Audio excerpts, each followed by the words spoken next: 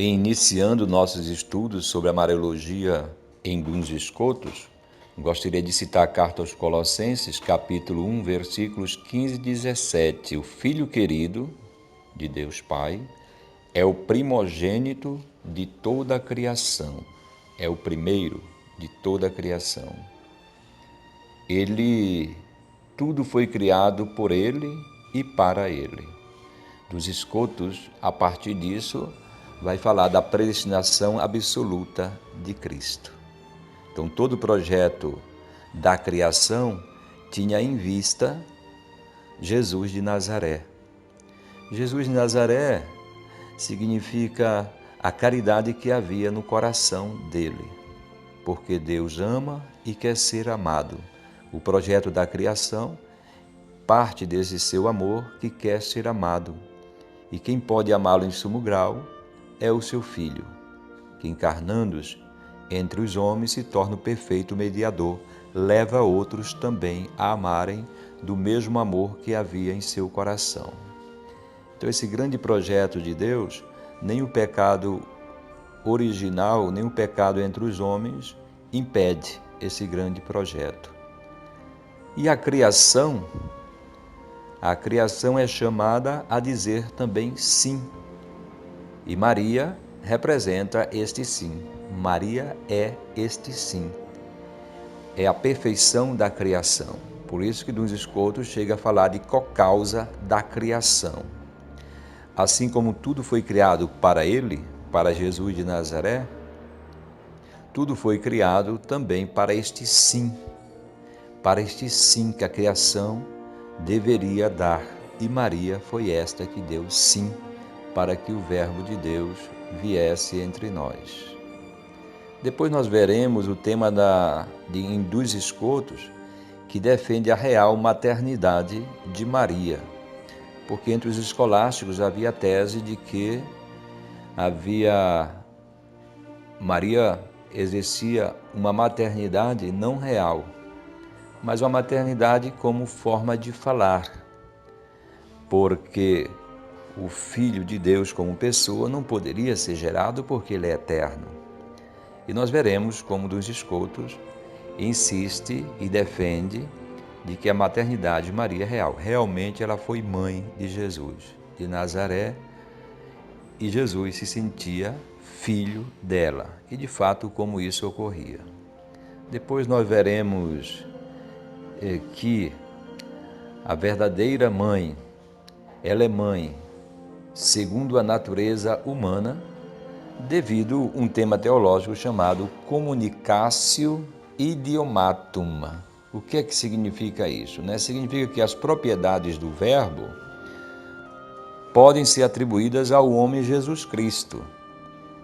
Por exemplo, Paulo, na carta aos Coríntios, capítulo 12, versículo 3, chama de o Senhor Jesus.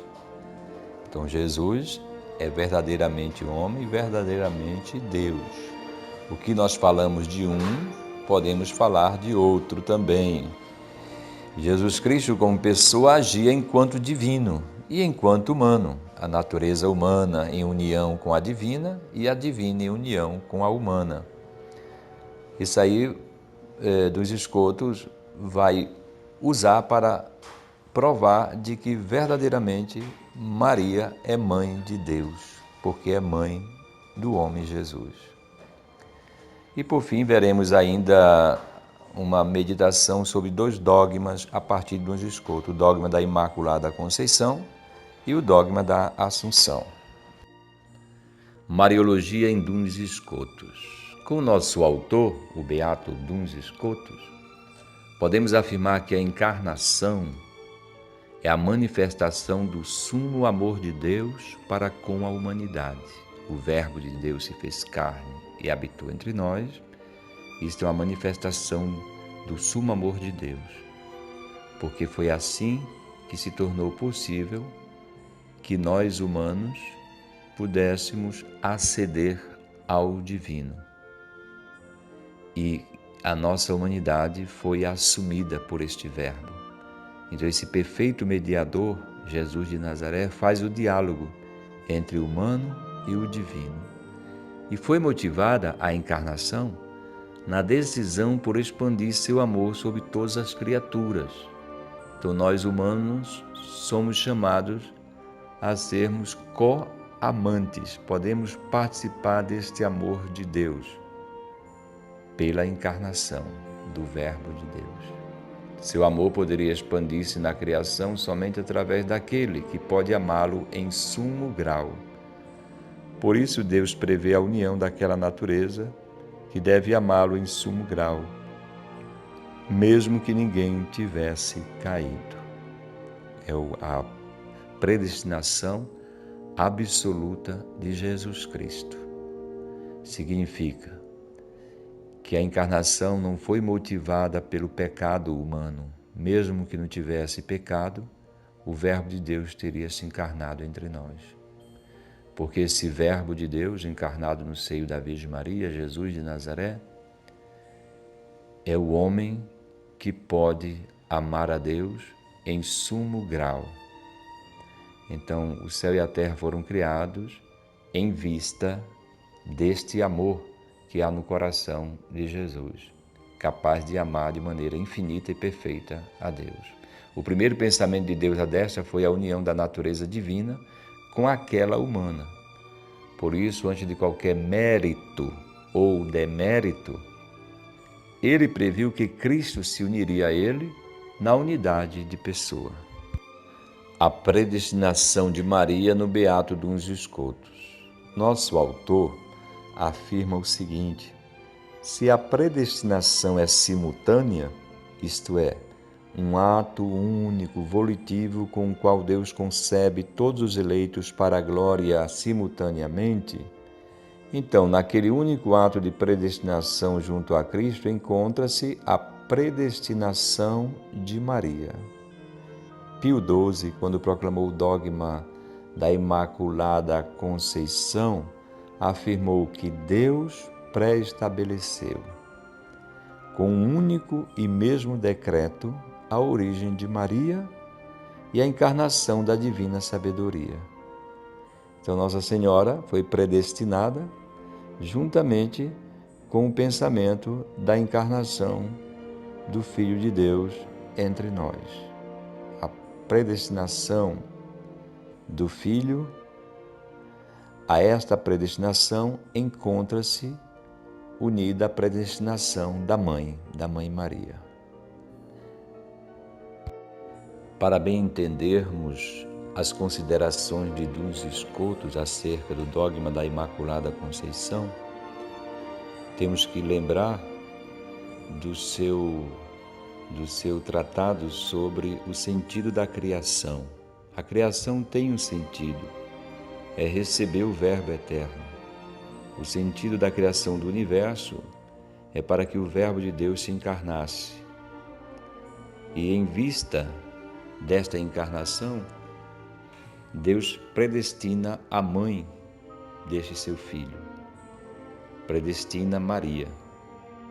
Maria, nesse sentido, representa entre as criaturas e na criação aquela que é chamada a dizer um sim definitivo para a encarnação do Verbo. E Deus não permite que o pecado destrua esse grande projeto. Então aqui nasce a teologia da redenção preventiva ou de Maria como preservada do pecado original. Então nós compreendemos o dogma da Imaculada Conceição de Duns Scotus dentro também desse grande projeto da encarnação do Filho de Deus e do sentido da criação. A criação é em vista desta encarnação do Verbo, e esse grande projeto de Deus não poderia falir, e nem o pecado poderia destruir esse grande projeto de Deus. Daí que o Senhor Deus, preserva a mãe do seu filho deste pecado, e ela colabora também com o seu sim. A Imaculada Conceição de Maria. A teologia da Imaculada em Scotus põe em evidência que o pecado não é capaz de destruir ou aniquilar a obra saída da sabedoria do Deus Criador. O dogma da Imaculada Conceição afirma que Nossa Senhora foi preservada do pecado por motivo de sua missão de ser a mãe do Verbo encarnado, do Filho de Deus eterno. Se Deus tem como objetivo, ao criar tudo o que existe, o objetivo de Deus ao criar tudo o que existe é forjar uma mãe para o seu filho. Desta maneira, Deus não poderá que criá-la o mais possível a este objetivo. Maria cooperou dizendo sim, evitando o pecado para si, colaborando decisivamente para a encarnação do Verbo. A Imaculada, desta maneira, se torna modelo para todos os homens, porque a Imaculada disse sim a Deus e nós somos chamados a dizer também sim.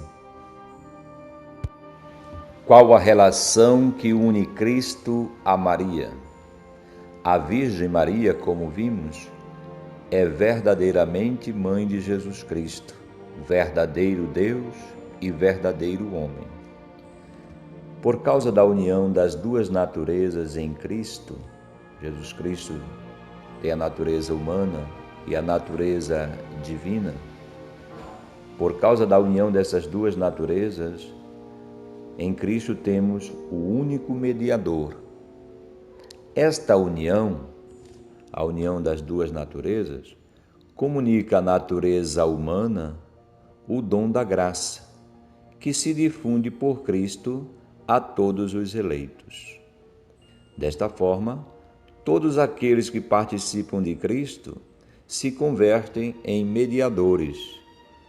Entre estes mediadores, emerge Maria, que, sendo a mais próxima da fonte da graça, isto é, de Cristo, entre os mediadores, é a mais próxima ao único mediador. Para Scotus, a união hipostática, que é a união das naturezas divina e humana na pessoa de Cristo, também fundamenta a relação filial que Cristo tem com sua mãe. São Tomás de Aquino negava que houvesse alguma relação real, criada ou incriada, entre Cristo e a mãe, porque colocava o sujeito da filiação não na natureza, mas sim na pessoa. Ou seja, para São Tomás, quem se encarna é o Filho eterno, que não sofre ou padece mudança pelo fato de encarnar-se. Então, para São Tomás, se é o Verbo eterno que se encarna, Maria é mãe no sentido de dizer, numa maneira de dizer, mas não que tenha sido mãe realmente, porque o Filho por ela gerado é um Filho eterno. Scotus, de outro lado, define a maternidade como aquela relação que se estabelece entre a mulher e seu semelhante, que se produz naturalmente.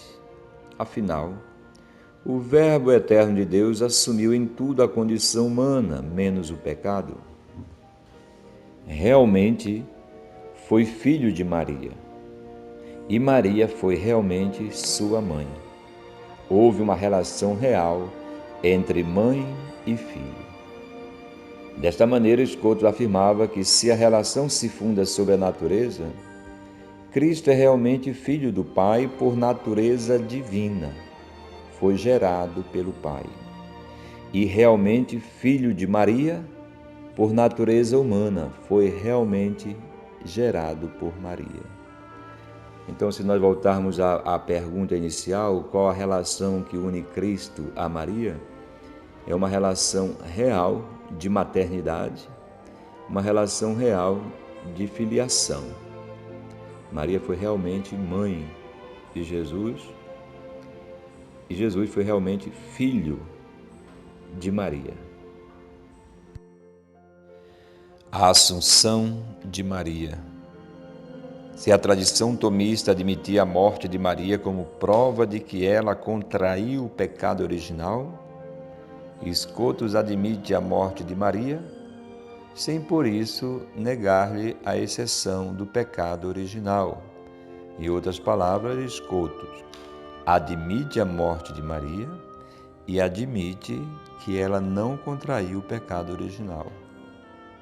Para o doutor Sutil, se deve fazer uma distinção entre a lei natural e a lei moral. Segundo a lei natural, todos morrem em Adão. 1 Coríntios, capítulo 15, 22. Todos morrem em Adão. É a lei da natureza. Até Jesus Cristo, porque assumiu a natureza humana, também padeceu essa lei natural, mesmo sendo filho de Deus, mesmo isento do pecado.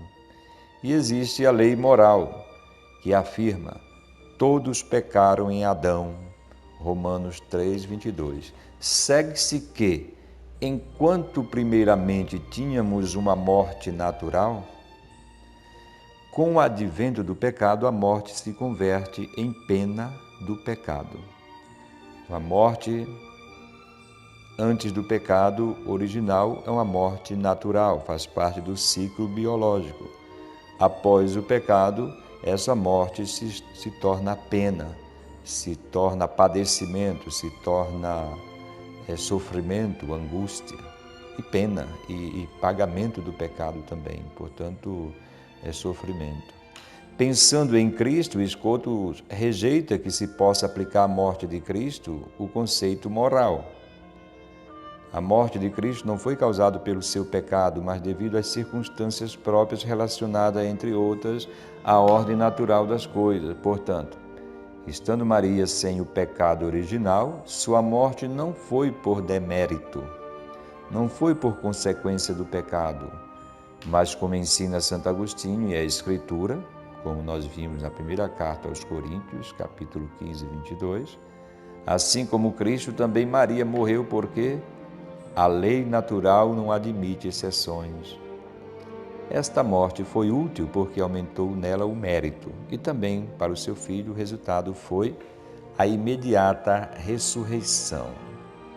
Sobre a assunção de Maria aos céus em corpo e alma, a Igreja no Oriente, já no século XIV, afirmava em Cabacilas que vê a assunção como finalidade da criação e como nosso destino antecipado em Maria. Então, ao contemplarmos o dogma da Imaculada Conceição, a gente relaciona mais uma vez esse dogma com o sentido da criação. É para dizer que Deus, apesar do pecado, realiza o seu grande projeto. A criação consegue realizar o seu plano no sim de Maria. A Assunção, portanto, como finalidade da criação, como destino antecipado em Maria. Aquilo que Maria alcançou por graça de Deus e pelo seu sim a Deus, nós somos chamados a alcançar.